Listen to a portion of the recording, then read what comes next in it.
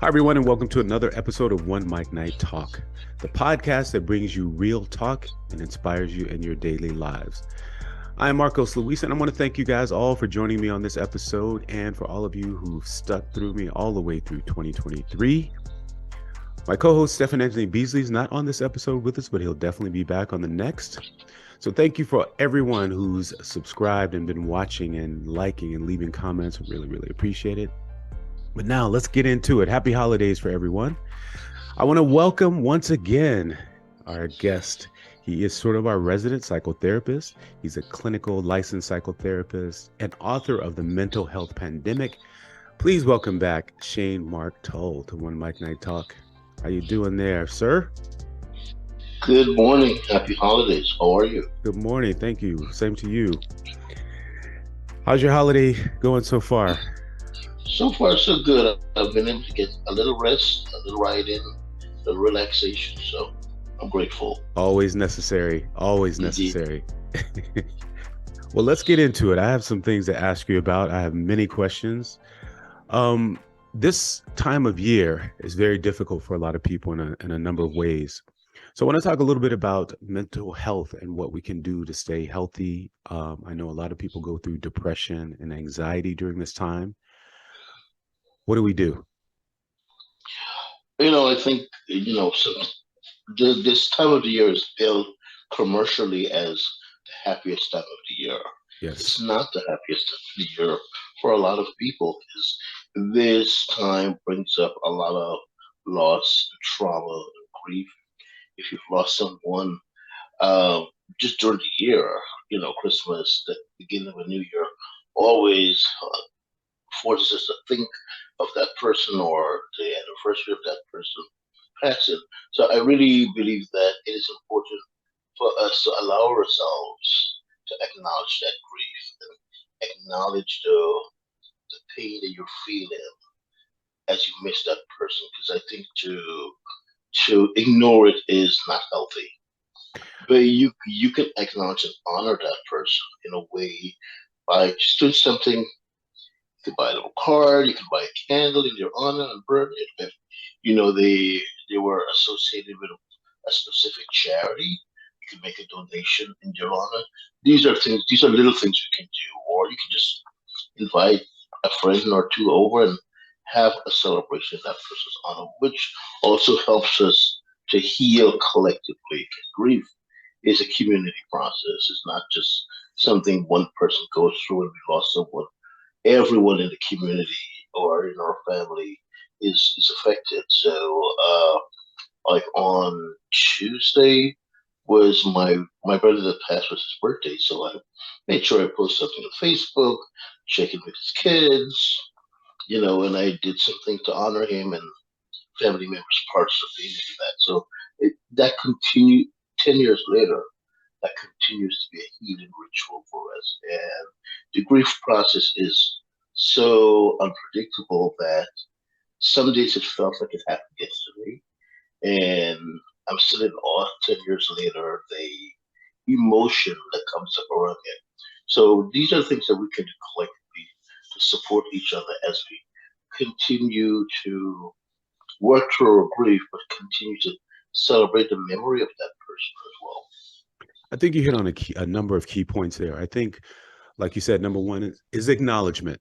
It's acknowledging that, you're grieving or you have pain or you have loss or you have trauma. So that's step number one. Number two is, the actual ritual, like you said, creating something, whether it's someone who's passed, create a foundation in their name, do something that's the same every year that honors them. So you're not losing the memory, but you're actually celebrating Correct. their life and the achievements and the impact that you have that they've had on your life. you know um I also want to kind of mention something you said, grieving. And I think that we should normalize that it's okay to grieve. I don't think we want to go deep into a depression, but it's okay to grieve. It's a normal feeling that we Mhm. have, and it's okay that you grieve a little bit. But you also have to remember that you have to carry on. You have to move on to the next part of your life. Correct. You know? We suffer And a and lot. I yeah, and that continues to be the challenge of grieving, because you want to acknowledge the pain and the loss of the process, but you also have to recognize that, like I always tell folks, the day after we buried my brother, the next morning the sun came up.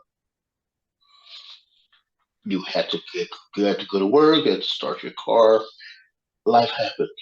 So we Exactly. have to get back into that routine of living life and really think of what would that person wants us to do.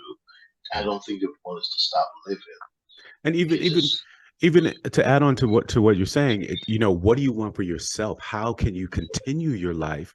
What do you envision your life? We have a loss or we've had trauma, but how do we continue to function in a normal way, through that pain? You know, and that it's really that's just key. about getting back into a routine and continue to honor the support systems around us. Sometimes we don't allow people to come in and support us in ways that they're able to. And a Is it okay support to reach system, out for help? Is it okay to ask friends or oh, talk about it? definitely, yes, Hmm. definitely. I think it's imperative that we do that. But it's also important for friends to check in on us as well. Because, during that process of the death and the funeral, everyone is there. The grievance starts. Grief really begins with everyone goes home, get back on with their lives. That's when you really need to check in with this person or this family. Now, 3 weeks later, how you guys are doing? I'm just checking in.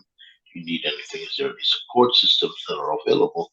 And you can send them resources for support groups. There are lots of support groups around grief and loss out Absolutely. there that we Absolutely. need to participate in if we really do. It could be support groups, it could be community, it could be church, religious, Oh, definitely organizations. church. It could be any of those Yeah. things. How do we as supporters support people? How do we reach out? How do we as friends reach out to people? Because a Reach lot of out. times we don't know what to say. I know. And you know what? I think it's important to start right there. Mhm. I really don't know what to say, but I'm here for you. Tell me Yes, what you need and how can I be of support? I think that's a good way of engaging them. And I always tell people, you have a loss, it's monumental, and even though I've experienced loss, everybody experiences it different. So I always tell people, I don't know what to say to comfort you, but I'm just letting you know I'm here for you. If you want to talk, if I'm in the store and I see a card that I think would enhance the quality of your day, I'd send that to them or a text if I come across something that's meaningful, I'd share that.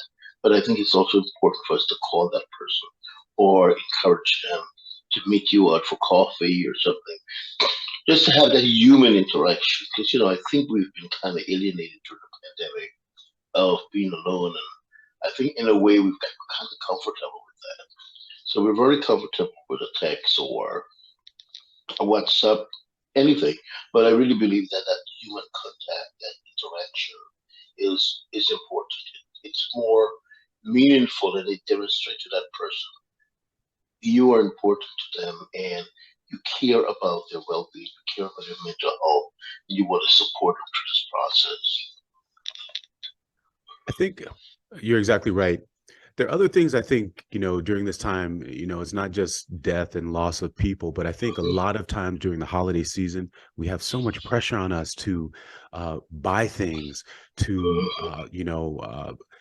we have family coming over, we have to entertain the fact that, maybe these people have COVID, or I'm worried about my health if I, bring people over to my house. So there's so many things that are compounding, the anxiety that we feel right now. And what do we do with that? You be honest about it. You don't have to invite everyone over. If you have a compromised history medically, maybe you shouldn't be inviting people to your house. Maybe you should not be going to someone's house that entertain large amounts of people. And if you do go, wear your mask. I'm still encouraging people to practice good public health behaviors, wearing masks, washing your hands thoroughly, and really staying away from crowded spaces. If you have to be there, protect yourself, do the best you can, have hand sanitizers, those things, and just not allow yourself to get caught up in the hysteria of Christmas. It's not about buying gifts and entertaining. It's really about being there and exemplifying the Christ spirit, which is just making room, opening your door, opening your heart, doing something meaningful that demonstrates to someone that you care about them. You know, those are the things we should be doing. And buying expensive gifts is not. It's really not the way to go. Right. You can make a gift for someone Right. if you art or craft, and those little things are important as well. Yeah, and if you do have to buy gifts, or you feel like you have to buy gifts, make a budget. Set a budget. Yes, You know, yes, everybody gets a $10 gift this year. That's it. That's your budget. Or a $5 yeah, gift. or buy one gift per family. One gift for family. I have a huge family, so I can't afford to buy gifts to everybody. So I would like a game or something that a particular family can participate in as an activity that they can use to bring themselves together and do things as a family. So, and you know, you just don't have to buy everything for everyone. Kids will get gifts; they'll be fine. Adults, it's not about that. Just enjoy each other company. I think it's more meaningful to go and spend part of a day with someone for Christmas than to just drop off gifts and keep it moving. And it's really having conversations with our loved ones and our children about really what Christmas is about and the spirituality about it and the we don't want to commercialize it, but we really want people to feel that this is time for joy and togetherness and support because a lot of people are traumatized by this time of the year. This may be the first year they're living by themselves, or the first year they're separated, or just the first year they just went through a divorce. This is their first Christmas alone, or the first Christmas that they have to share their kids on the same day and deal with a combative partner. How do you like keep the spirit of peace alive and deal with a combative partner as you negotiate what you're going to do with your children, and how can we comport ourselves in a way that does not impede on these children's life on Christmas? Right. And that's the biggest question. And I throw it to you. How do we do that? What are some examples of things that we can do to find that peace again? Because like you said, there are people who are spending Christmas alone for the first time. You know, I have a couple of friends who are, or going through a breakup or a Mm-hmm, divorce, and they're spending time alone. And so I make an active effort to reach out and include them in my activities, mm-hmm. so what else can we do? That's a great way. Include them in the activities that you're participating in. Reach out to them, have conversations, and listen. I know you might be having a hard time. I'm just letting you know I'm here for you. Those basic things, and be there. And be there. Invite them out for a cup of coffee. Sure. You And I know, also have to add on, I'm sorry, I also have to add on too. There are two other things. When you don't feel like doing something, say no. Say no. mm-hmm, mm-hmm, Protect your peace. Protect your peace. But by the same token, also say yes to some things. Open yourself to new experiences too. You know, yes, allow your friend to take you out for coffee so you can talk. mm-hmm, And this particular friend that I'm talking about, we had a situation the other day where I realized in the course of our friendship, I was I was a little bit nervous about asking about their relationship, about their divorce, about what's happening. And so I finally put it out on the table. I said, "Listen, I realized that in the course of our friendship, I haven't asked you about your divorce because I was trying to protect you and your feelings, but I want to know as a friend, tell me what you want me to know." So that then opened a course of dialogue so we could, understand each other a little better. I could understand what was happening and I could help ease some of the pain. and it gives you a sense of how you can support that person because they're Exactly. telling you what they're experiencing. So it really gives you a sense of agency, how I can support you, and how we can navigate this moving forward. Right. In both ways, in our friendship and also any advice that I can give you about relationship. you know. correct. Or what are some of the pitfalls you can learn Exactly. to safeguard your relationship? Because I think we can learn a lot from the experiences of others. It really is an openness of consciousness on every level, you know, as a friend, as a supporter, as someone who's helping someone going through something, and, you know, the person who is going through something, to allow yourself to be open to the friendship and sharing your experiences. And I think it's And okay. It's okay it on both is. sides. And I like that. It's an openness of consciousness. Hmm. Because I'm opening myself for the support I need Right. when I'm allowed to talk about it. I think a lot of times when we go through pain and grief, or, you know, anxiety and depression, you feel like you don't want to, you know, put it on someone else. Like they don't want to hear all Hmm. your your problems. But I Hmm. think people who are friends or call themselves your friends, they don't mind listening. You know, Yeah. every time you get together, it doesn't have to be about your problems, but you share your problems and you ask about their problems. It has to be a give and Hmm. receive, a friendship. That's what Yes. friendship is about. The interaction between It two. must be reciprocal. Yeah. Reciprocal. It must be reciprocal. And just being there is just showing up. Sometimes showing up is all you need. Right. Just to let that person know, hey, I'm here for I think it goes you. back to what That's we talked about in the last episode. It's human connection. you, It's yes. human connection. Yep. It really is human connection. So I'm wanting you definitely encourage your viewers and subscribers, just give yourself some grace and give your friends some grace by reaching out to them.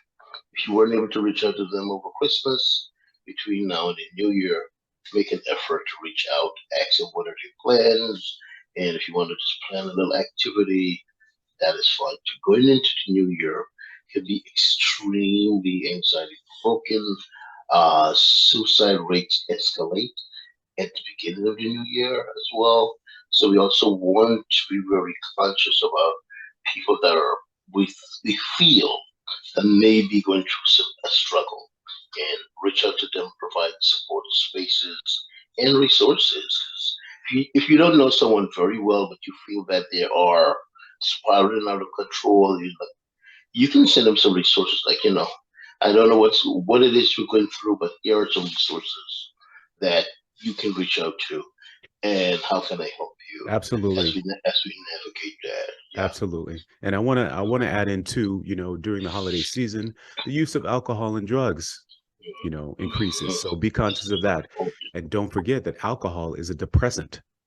So if you're feeling some Mhm. sort of anxiety and depression, please be conscious of the fact that alcohol is a depressant. So Yes. be aware of that. And it's also a gateway drug.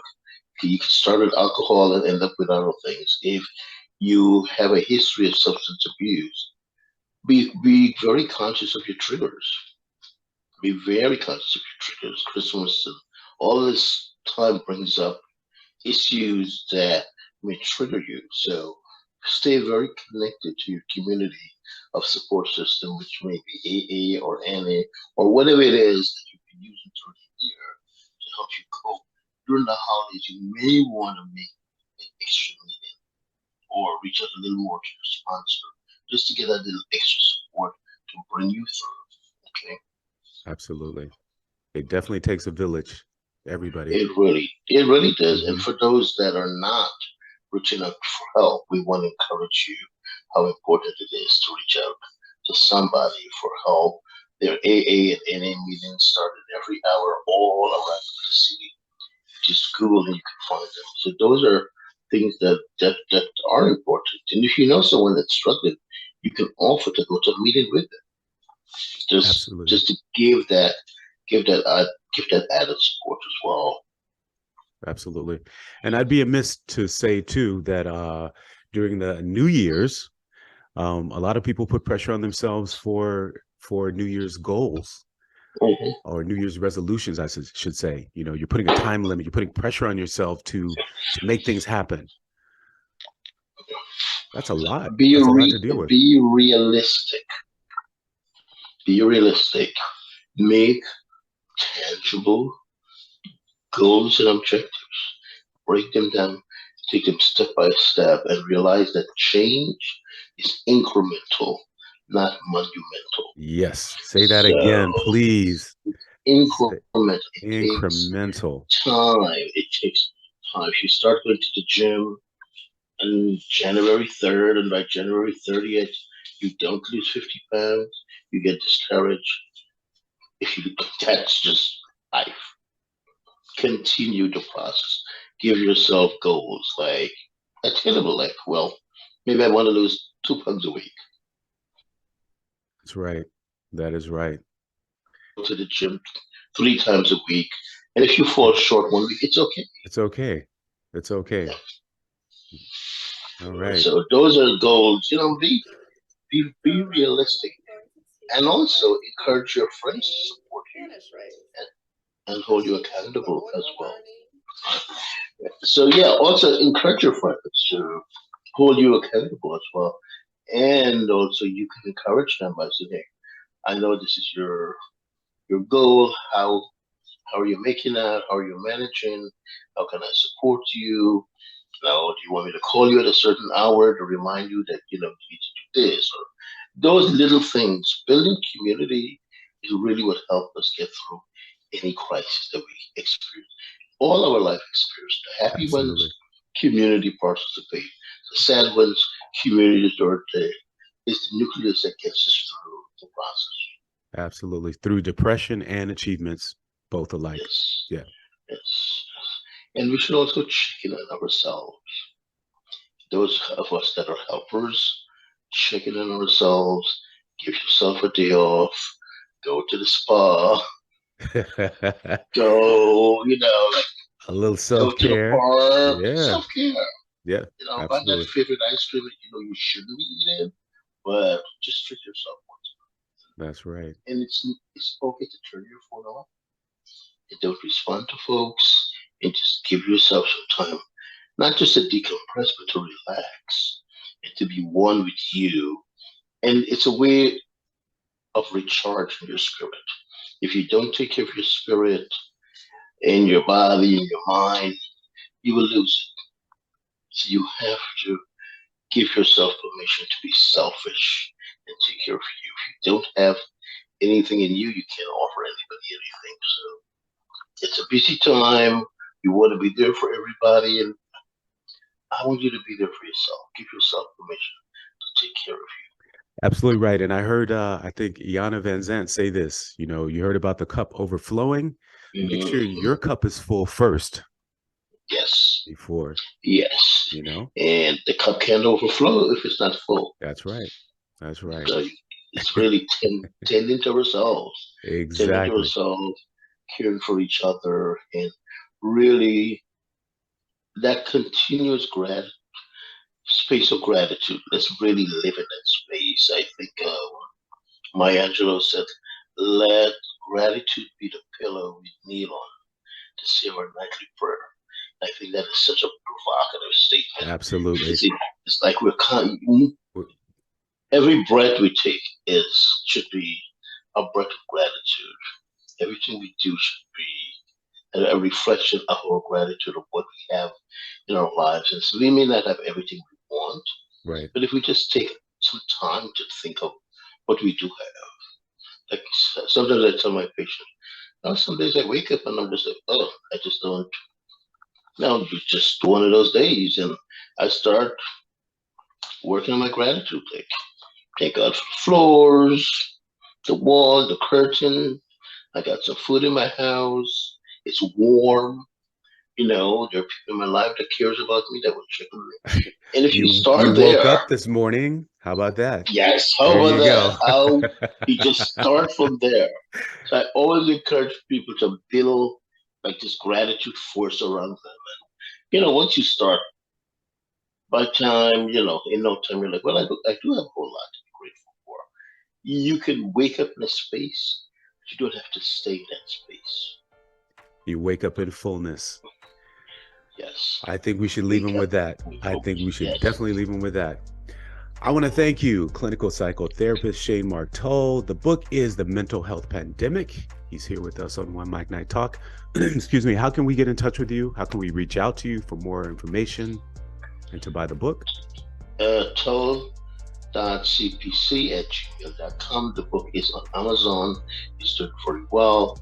I continue to be grateful for your support and your feedback. I'm very grateful for that. And thank you so much for allowing me to participate in this wonderful space where we're bringing hope and a sense of community to humanity. I think what we're doing is needed right now. So I want to Absolutely. thank you for that and to wish you a happy new year. Thank you. You as well. And thank you for coming on here to OneMicNite Talk. We appreciate it. Please come back as our resident psychotherapist, if you will. I think we're doing a lot of stuff great for the community. So thank you very much. Everyone, you can find OneMicNite Talk on any digital platform. OneMicNite Talk is ONEMICNITETALK. And also make sure you check out OneMicNite Podcast with Marcos Luis. It's on a separate platform, but you can find them both right here on the YouTube channel. Thank you guys all for joining me.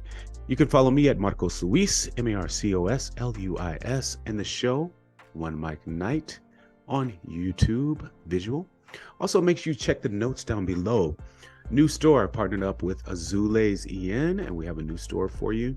The links are down at the bottom. Some great gift ideas and things for yourself you might want to pick up in the store. We have some OneMicNite merchandise coming and some paintings and visual by Azules EN. Thank you all for joining me for OneMicNite. I'm Marcos Luis. We're out.